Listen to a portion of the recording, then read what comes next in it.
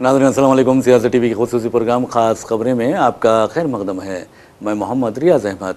नाज़रीन, आप अच्छी तरह जानते हैं कि हम अपने हर प्रोग्राम का आगाज़, चाहे वो ब्रेकिंग न्यूज़ हो, ख़ास खबरें हों या फिर खबर ख्याल हो, उसका आगाज़ प्यारे नबी सल्लल्लाहु अलैहि वसल्लम के हदीस मुबारक से करते हैं। और आप ये भी अच्छी तरह जानते हैं कि रोज़नामा सियासत में हर रोज़ सफ़े आखिर पर एक हदीस मुबारक शाये की जाती है ताकि आवाम को सहूलत हासिल हो सके। तो बहरहाल नाज़रीन, आज की जो हदीस मुबारक है वो कुछ इस तरह है।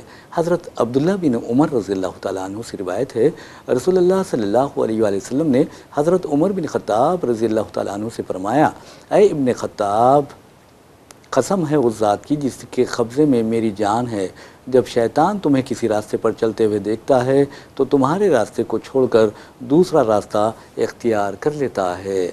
तो बहरहाल नाज़रीन, आप देखेंगे कि यह हदीस मुबारक हज़रत उमर फ़ारूक रज़ियल्लाहु तआला अन्हु की फ़ज़ीलत के बारे में है। वैसे भी नाज़रीन, जहाँ तक खबरों का सवाल है तो आपको बता दूँ कि जैसा कि हमने आपको पहले भी बताया था कि आलमी सतह पर इस बात की पेशगोइयाँ की जा रही हैं, इस बात की पेशकशियाँ की जा रही है। इवन अमरीकी जो इंटेलिजेंस एजेंसियाँ हैं उन्होंने वाज़ेह तौर पर ट्रंप इंतज़ामिया को ख़बरदार किया कि ईरान और अमेरिका के दरमियान जो अमन माहिदा तय पाया है, उस अमन को सबूताज़ कर सकता है इसराइल। और इस सिलसिले में आपको बता दूं कि लेबनान पर आज जंग बंदी के बावजूद और माहिदे के बावजूद और इस बात से इत्तेफाक करने के बावजूद कि हम एक दूसरे पर हमला नहीं करेंगे, यानी इसराइल और लेबनान में भी यानी हिजबुल्लाह ने ये माहिदा कर लिया था कि एक दूसरे पर हमला नहीं करेंगे, लेकिन आपको बता दूं कि इसराइल ने उस माहिदे की खिलाफ वर्जी की है, जंग बंदी की खिलाफ वर्जी की है। और ऐसा लगता है कि अमन माहिदे को सबूताज़ करने की जानिब कदम बढ़ाते हुए लेबनान पर ड्रोन बरसाए, जिसके नतीजे में बताया जाता है कि 2 अफराद अपनी ज़िंदगियों से महरूम हो गए। ये बहुत ही ख़तरनाक रुझान है। अगर इस तरह की जंग बंदी नाकाम होती रहेगी तो फिर इसराइल के ख़िलाफ़ कार्रवाई करनी चाहिए आलमी बरादरी को, आलमी इदारों को और ख़ास तौर पर अमेरिका को।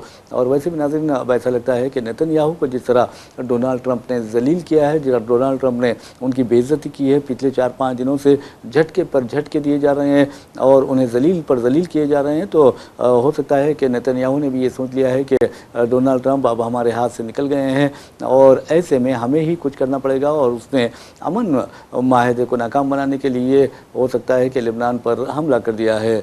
हालांकि दोनों के दरमियान माहिदा भी हो गया था क़तर की सालिसी में, और इस बात से दोनों ने इत्तेफाक किया था कि यानी हिजबुल्लाह और इसराइल ने कि हम हमले नहीं करेंगे। तो बहरहाल अब ईरान ने इस पर बेचैनी का इज़हार किया है। वैसे भी नाज़रीन, आपको बता दूं कि जहां तक ईरान का सवाल है, ईरान ने अमन मुज़ाकरात शुरू करने से इत्तेफाक कर लिया है और आप देखेंगे स्विट्ज़रलैंड में ये अमन मुज़ाकरात होंगे, ख़ासतौर पर जौहरी हथियारों से मुताल्लिक़। वैसे भी नाज़रीन, आपको बता दूं कि जहाँ तक आबनाए हुर्मुज़ का सवाल है, आबनाए हुर्मुज़ और दीगर जो बंदरगाहों की, ईरानी बंदरगाहों की नाकाबंदी अमेरिका ने की थी वो उठा ली है। और इसके अलावा एक अहम बात यह है कि आबनाए हुर्मुज़ में जो ईरान ने बारूदी सुरंगें बिछाई थी, ये कहा जाता है कि हर मीटर पर एक बारूदी सुरंग है और उसे साफ़ करना कोई आसान काम नहीं है। कम अज़ कम 2 माह का अरसा ज़रूर लग सकता है, यानी 60 दिन ज़रूर लग सकते हैं। तो बहरहाल ये अच्छी खबर है कि चलो ईरान और अमेरिका के दरमियान माहिदा तय पाया है, लेकिन अमेरिका और ईरान के साथ साथ सारी दुनिया को, ख़ास तौर पर मशरिक़ वस्ता को, जो मशरिक़ वस्ता के जो ममालिक है, उन्हें इसराइल से ख़बरदार रहना चाहिए, इसराइल से चौकस रहना चाहिए, जो अमन मुज़ाकरात को, अमन के माहिदे को वो सबूताज़ करने का ख़्वाह है। वैसे में नाज़रीन, ईरान के लिए खुशखबरी की बात यह है कि ईरान का जो पैसा, यानी आप रियाल, और वहाँ पर ईरान में तोमन भी कहा जाता है, तो तोमन की कदर ज़्यादा होती है ईरानी रियाल से। तो बहरहाल उस सिलसिले में आपको बता दें कि ये जो तोमन की वैल्यू है या रियाल की वैल्यू है वो भी बढ़ रही है। और ईरान को तेल की फ़रोख्त से जो आमदनी है उसमें भी ज़बरदस्त इजाफा हुआ है। बताया जाता है कि सिर्फ 5 दिन में, हालिया अरसे के दौरान सिर्फ 5 दिन में ईरान ने कम अज़ कम तेल की बरामदात से 1.44 यानी तकरीबन $1.5 अरब कमाए हैं। ये कोई मामूली बात नहीं है और हो सकता है कि आने वाले दिनों में ईरान की जो تیل کی کمائی ہے، تیل کی فروخت سے جو آمدنی حاصل ہوتی ہے اس میں مزید اضافہ ہوگا۔ ویسے بھی ناظرین، امریکی صدر ڈونلڈ ٹرمپ کے بارے میں آپ کو بتا دوں کہ وہ ہمیشہ یہی کہتے ہیں کہ ہم سپر پاور ہیں اور دنیا کی سب سے طاقتور فوج ہمارے پاس ہے۔ امریکہ نے ایران میں سب کچھ ختم کر دیا ہے، ایون وہ کہتے ہیں کہ راڈرز جو ہیں وہ ختم کر دیے گئے ہیں، ان کے ہتھیار ختم کر دیے گئے ہیں، ان کے فضائیہ ختم کر دی گئی ہے، ان کی بحریہ ختم کر دی گئی ہے۔ لیکن آپ کو بتا دوں کہ ڈیموکریٹس نے واضح طور پر کہا ہے کہ ایران مزید مضبوط ہوا ہے، اور ڈونلڈ ٹرمپ کہتے ہیں کہ یہ ڈیموکریٹس جو ہیں وہ بالکل بے وقوف ہیں۔ تو بہرحال اب کون بے وقوف ہے، ڈونلڈ ٹرمپ ہے یا ڈیموکریٹس ہیں، یہ ایک سوچنے والی بات ہے۔ لیکن ایک بات ضرور ہے کہ ڈونلڈ ٹرمپ یہ بھی کہتے ہیں کہ اگر ایران اچھا سلوک کرے گا تو وہ $300 ارب تک جو فنڈ ہے وہ اس تک رسائی حاصل کرے گا۔ لیکن آپ کو بتا دوں کہ ڈیموکریٹس جو سربراہ چیک شومر، انہوں نے واضح طور پر کہہ دیا ہے کہ ہم ایران کی مدد کے لیے ٹرمپ کی مدد نہیں کریں گے $300 ارب کے معاملے میں۔ تو بہرحال اب دیکھنا یہ ہے کہ یہ پیسہ کہاں سے آئے گا۔ تو اب یہ خبریں آ رہی ہے کہ ملیشیا ہے، سنگاپور ہے اور دوسرے جو ممالک ہیں وہ $300 ارب کا دیں گے، یعنی ایران کو دیں گے سرمایہ کاری کی شکل میں۔ تو اب دیکھنا یہ ہے کہ $300 ارب جب ایران میں سرمایہ کاری کی جائے گی تو بہت ہو سکتا ہے کہ یعنی اس کی حالت، معاشی حالت میں زبردست بہتری آئے گی۔ لیکن ایک بات ضرور ہے کہ حالیہ عرصے کے دوران ایران نے امریکہ کے خلاف یا اسرائیل کے خلاف جو کچھ بھی کیا ہے، اور ان دونوں نے اس کے خلاف جو کچھ بھی کیا ہے، اسے جہاں پر امریکی معیشت کو نقصان پہنچا ہے، اسرائیلی معیشت کو نقصان پہنچا ہے، مشرقی وسطیٰ کی معیشت کو نقصان پہنچا ہے۔ ماہرین کہتے ہیں کہ کم از کم اس جنگ سے جو نقصان ہوا ہے کم از $2 کھرب کا نقصان ہوا ہے۔ لیکن ایران کے بارے میں امریکہ کا دعویٰ ہے کہ کم از کم $3 کھرب کا اسے نقصان ہوا ہے، لیکن میں نہیں سمجھتا اتنا نقصان ہوا ہے۔ لیکن ایک بات ضرور ہے کہ ایران کے کئی مقامات کو امریکہ اسرائیل نے تباہ تو ضرور کیا ہے، اور اس کی یعنی ایران کی جو آپ دیکھیں گے کہ یعنی تعمیر نو جو ہے وہ بہت ضروری ہے۔ ایسے میں $300 ارب جو ہیں وہ بہت کارآمد ثابت ہو سکتے ہیں ایران کے لیے۔ اور آپ کو یہ بتا دوں کہ اگر ایران اسی طرح تیل کی فروخت جاری رکھے گا تو جیسا کہ میں نے آپ کو بتایا کہ 5 دن میں ایران کو 1.44 یعنی تقریباً $1.5 ارب کا فائدہ ہوا ہے، یعنی کمائی ہوئی ہے، اور آئندہ دنوں میں بھی وہ زبردست کمائی کر سکتا ہے۔ اور ویسے بھی آپ کو بتا دوں کہ چین جو ہے ایران سے تیل خریدتا ہے، اور اپنی توانائی کی جو ضروریات ہے اس کی 50% تکمیل ایران سے تیل کی خریدی کے ذریعے چین کرتا ہے۔ اس سلسلے میں چین کے بارے میں امریکی صدر ڈونلڈ ٹرمپ کا کہنا ہے کہ اس جنگ میں چین نے کوئی یعنی جانبدارانہ نہ کردار ادا نہیں کیا ہے، کیونکہ ہم نے خواہش کی تھی کہ چین سے آپ اس جنگ سے دور رہیں، اور چین نے کہا تھا کہ ہم دور رہیں گے، اور چین نے اپنا وعدہ پورا کیا۔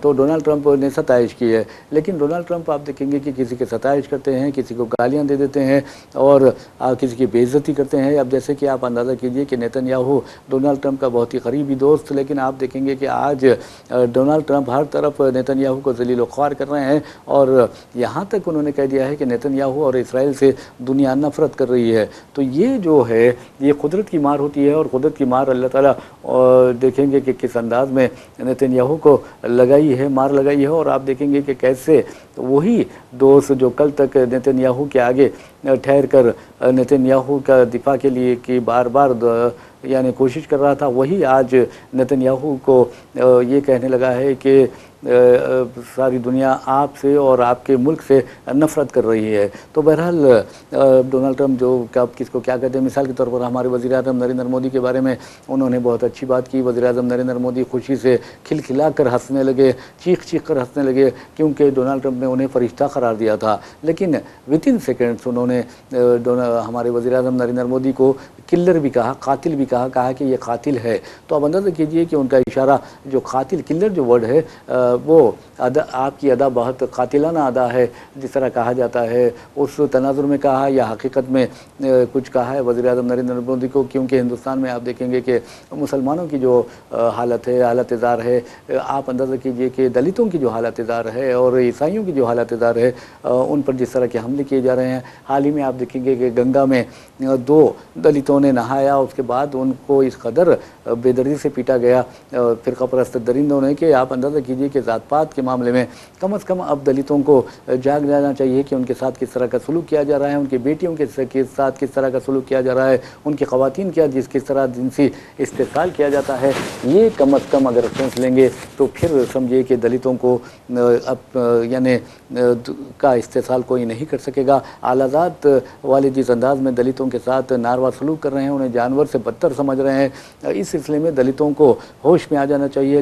جس طرح فرقہ پرست دلتوں کو اور دلتوں کے لڑکوں کو مسلمانوں کے خلاف، عیسائیوں کے خلاف استعمال کر رہے ہیں، اس معاملے میں کم از کم دلت آرگنائزیشنز جو ہیں انہیں سوچنا چاہیے، ان کے ذمہ داروں کو سوچنا چاہیے کہ فرقہ پرست درندے جو کمیونل فورسز ہیں وہ کس طرح دلتوں کو مسلمانوں کے اور عیسائیوں کے خلاف استعمال کر رہے ہیں۔ آپ اندازہ کیجئے کہ منی پور کا واقعہ، آج بھی منی پور میں حالات خراب ہیں، اور آپ اندازہ کیجئے کہ وہاں پر کس طرح یعنی 450 کے قریب گرجا گھروں کو آگ لگا دی گئی اور خواتین کو برہنہ کر کے پہلے تو اجتماعی ان کی عصمت ریزی کی گئی، گینگ ریپ کا شکار انہیں بنایا گیا ان کے ماں باپ کے سامنے، ان کے بھائیوں کی نظروں کے سامنے، اور پھر انہیں برہنہ کر کے ان کی ننگی یعنی برہنہ پریڈ کروائی گئی۔ اور اس کے علاوہ آپ دیکھیں گے کہ ماں باپ کے سامنے، بہنوں کے سامنے بھائیوں کو قتل کیا گیا، اور یہ کس قدر درندگی ہے۔ اس کے باوجود ہمارے وزیر اعظم نریندر مودی منی پور کا دورہ کرنے سے قاصر رہتے ہیں، منی پور کا دورہ نہیں کرتے، تو یہ کس قدر یعنی جانبداری ہے۔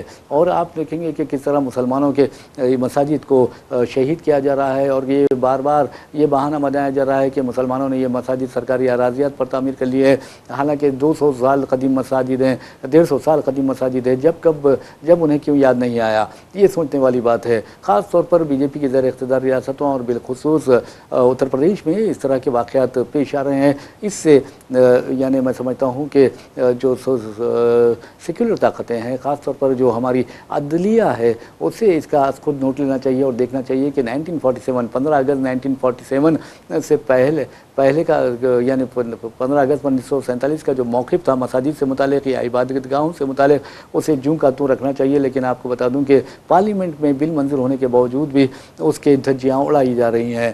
تو یہ جو واقعات ہیں یہ فرقہ پرست درندوں کی وجہ سے، اور اس سے ملک تباہ ہو رہا ہے اور ملک برباد ہو رہا ہے۔ اور اگر ہم نیشنل لیول تو دیکھیں گے تو یہ حالات ہے، دوسری طرف آپ دیکھیں کہ اگر انٹرنیشنل لیول پر دیکھیں تو پوری طرح ہندوستان کی چھبی متاثر ہو کر رہ گئی۔ پاکستان جس کی ہندوستان کے سامنے کوئی حیثیت نہیں ہے، کوئی اہمیت نہیں ہے، چاہے رقبے کے لحاظ سے جائے، چاہے آپ سائنس اور ٹیکنالوجی کے لحاظ سے دیکھا جائے، چاہے فوج کے حساب سے دیکھا جائے، یا پھر یعنی آپ بیرونی زر مبادلہ کے ذخائر کے لحاظ سے دیکھا جائے، بجٹ کے لحاظ سے دیکھا جائے، تو ہر لحاظ سے ہندوستان پاکستان سے بہت زیادہ آگے ہے، اور پاکستان کسی بھی طرح ہندوستان کا مقابلہ نہیں کر سکتا۔ لیکن افسوس کی بات یہ ہے کہ ہمارے وزیر اعظم نریندر مودی جو اسرائیل کو فادر لینڈ کہتے ہیں اور نیتنیاہو کو اپنا خاص دوست کہتے ہیں، ان کی ناقص یعنی بین الاقوامی پالیسیز کی وجہ سے، یا پھر ان کے ریلیشنز انٹرنیشنل ریلیشنز جو ہیں ان میں بگاڑ کی وجہ سے آپ نے دیکھا کہ پاکستان کو ایران اور امریکہ کے درمیان جنگ بندی کروانے، امن مذاکرات کروانے، امن مذاکرات کو کامیاب بنانے کا اور بحیثیت ایک ثالث کام کرنے کا موقع ملا، اور انٹرنیشنل لیول پہ پاکستان نے اپنا موقف مضبوط کر لیا ہے۔ جبکہ مودی جی چاہے تو بہت کچھ کر سکتے تھے، لیکن مودی جی کو فرصت ہی نہیں ہے۔ یہاں پر فرقہ پرستوں کو انہوں نے کھلی چھوٹ دے رکھی ہے، اور اس میں کوئی دو رائے بھی نہیں ہے، کیونکہ کئی جو انٹرنیشنل لیول کے سماجی کے جہدکار ہیں یا پھر آرگنائزیشنز ہیں، انہوں نے واضح طور پر کہا ہے کہ مودی حکومت ہو یا پھر بی جے پی کے زیر اقتدار ریاستوں کی حکومتیں ہوں، ان کی سرپرستی میں فرقہ پرست مسلمانوں کو نشانہ بنا رہے ہیں، عیسائیوں کو نشانہ بنا رہے ہیں، اور دلتوں کو نشانہ بناتے جا رہے ہیں۔ ایسے میں آپ یہ چیزیں جو مذہبی خطوط پر لوگوں کو تقسیم کرنے کا جو رواج ہے یا جو روایت ڈالی گئی ہے 12 سال سال پہلے اس کو ختم کرنا چاہیے، کیونکہ ہندوستان کو بہت زیادہ نقصان ہو چکا ہے۔ اب ہندوستان کو ترقی کی راہ پر بڑی تیزی سے گامزن ہونا ہو تو سب کو ساتھ لے کر چلنا چاہیے۔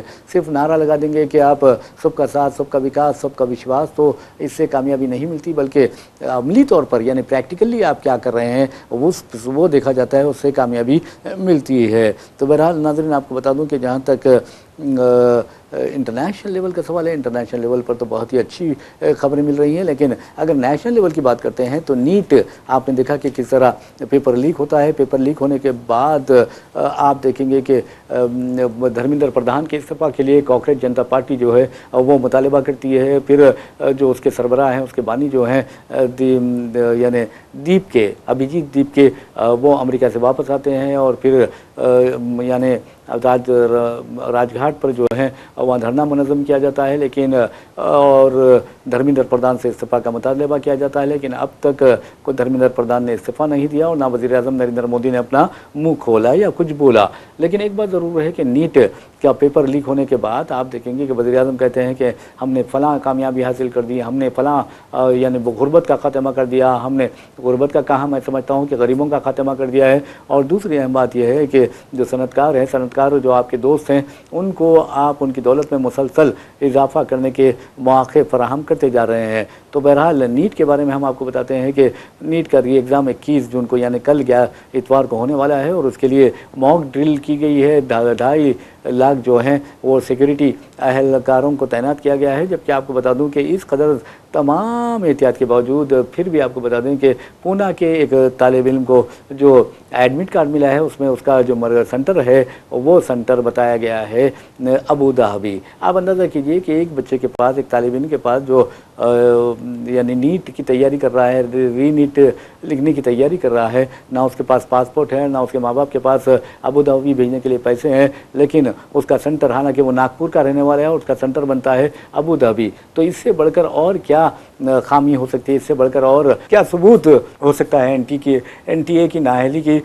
تو ایسے میں آپ کو بتا دوں کہ راہل گاندھی نے کہا کہ ہمارے بچوں کے مستقبل کے ساتھ جوا کھیلنا بند کیجئے۔ یہ بہت اچھی بات مودی حکومت سے راہل گاندھی نے کہی ہے، اور کہا ہے کہ جو راہل گاندھی نے ایکس پر یہ لکھا ہے اور کہا ہے کہ ناگپور کا ایک طالب علم گزشتہ 1 ماہ سے نیٹ کے ری ایگزام کی تیاری کر رہا ہے، لیکن کل اس نے جب اپنا ایڈمٹ کارڈ چیک کیا تو اس کا امتحانی مرکز یا جو سنٹر ہے وہ ابو ظہبی بتایا گیا ہے۔ ابو ظہبی دارالحکومت ہے متحدہ عرب امارات کا، اور آپ اندازہ کیجئے کہ ایک طالب علم کے پاس پاسپورٹ نہیں ہے، کیا وہ ایک دن میں ابو ظہبی جانے کا انتظام کر سکتا ہے؟ اس کے پاس پیسے نہیں ہے، کیا وہ ٹکٹ کا انتظام کر سکتا ہے؟ یہ سوچنے والی بات ہے، اور اس کے لیے این ٹی اے کی نااہلی ذمہ دار ہے۔ تو بہرحال این ٹی اے کو راہل گاندھی کے جیسے ہی ٹویٹ آیا، این ٹی اے حرکت میں آ گئی اور اس نے کہا کہ ہم چند گھنٹوں میں یہ غلطی درست کر دیں گے، یہ ہمارے سے غلطی ہو گئی ہے، اس نے ایڈمٹ بھی کیا ہے۔ تو بہرحال ناگپور میں ہی کسی ایک سینٹر پر اس بچے کو ایڈجسٹ کر دیا جائے گا۔ تو بچہ ہے، اب دیکھیں گے کہ راہل گاندھی کہتے ہیں کہ بچہ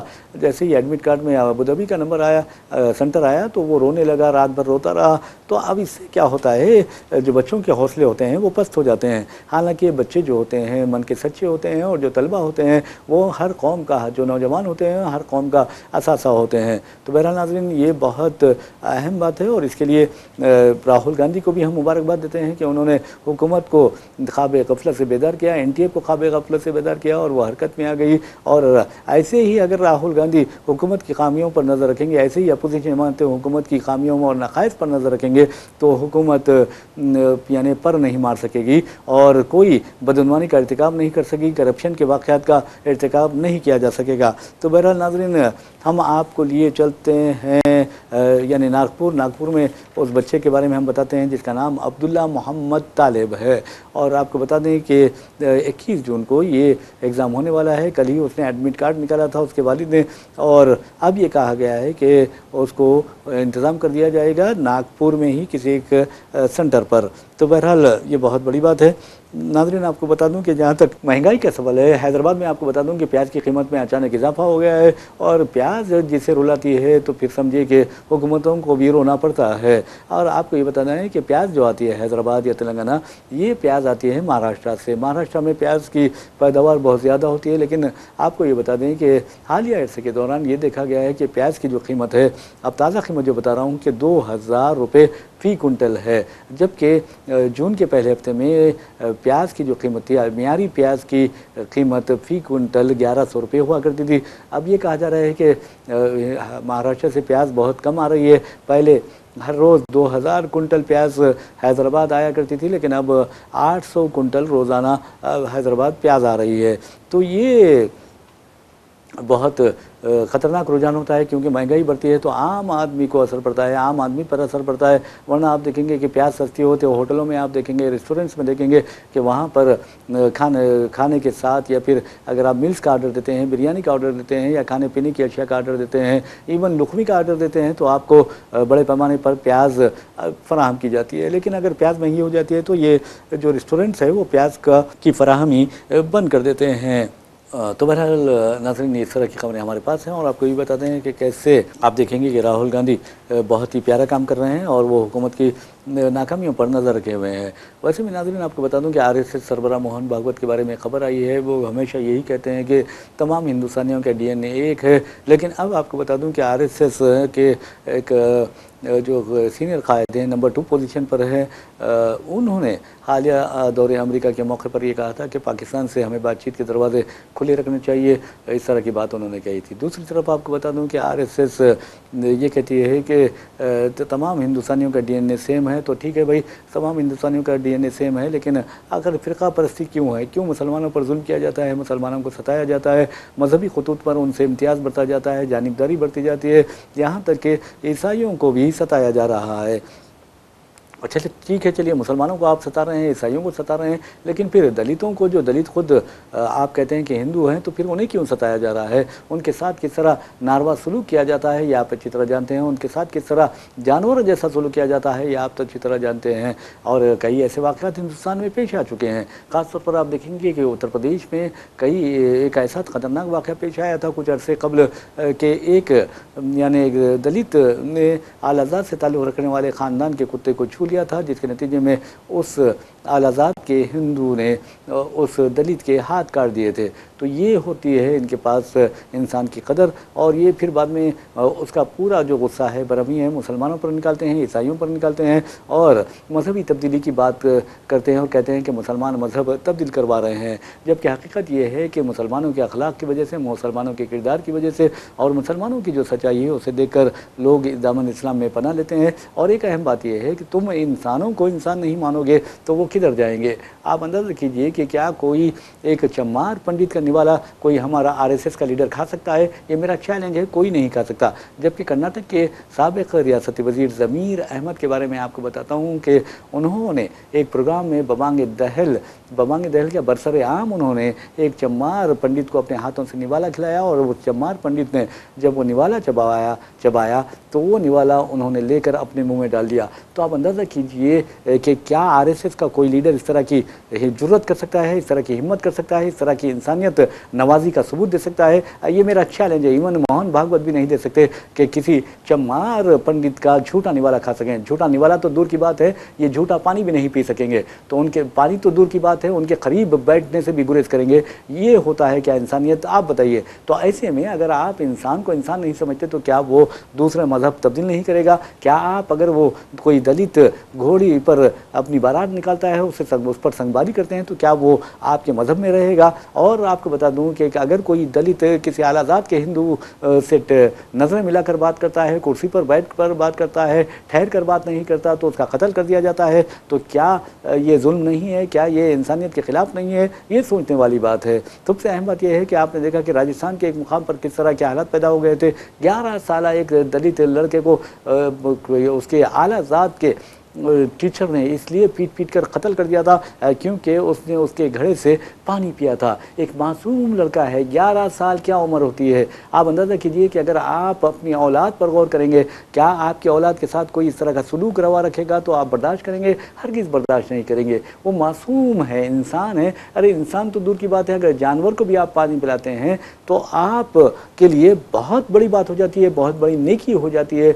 तो ऐसे में आप दलितों को इंसान नहीं سمجھتے تو کیا وہ عیسائیت قبول نہیں کر سکتا؟ کیا وہ اسلام قبول نہیں کر سکتا؟ کیا وہ دامن اسلام میں پناہ نہیں لے سکتا؟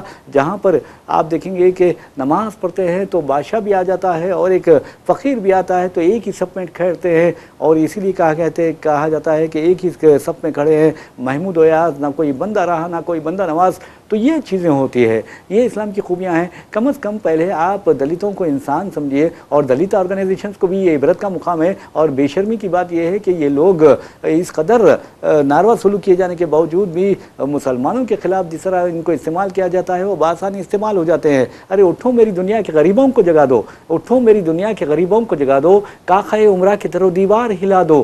تم یہ کرو، انسانیت کے لیے کام کرو، ہندوستان کی ترقی کے لیے کام کرو، ملک کی بھلائی کے لیے کام کرو، عوام کی خوشحالی کے لیے کام کرو، نوجوانوں میں تعلیم عام کرنے کے لیے کام کرو۔ آپ نیٹ کا ایک امتحان صحیح سلیقے سے نہیں کروا سکتے تو آپ ون نیشن ون الیکشن کی بات کرتے ہیں، کتنی شرم کی بات ہے۔ آپ 5 ریاستوں کے انتخابات نہیں کروا سکتے اور آپ کہتے ہیں کہ ون نیشن ون الیکشن کی بات کرتے ہیں، ایک ملک ایک انتخاب کی بات کرتے ہیں، تو کیا یہ کروا سکتے ہو؟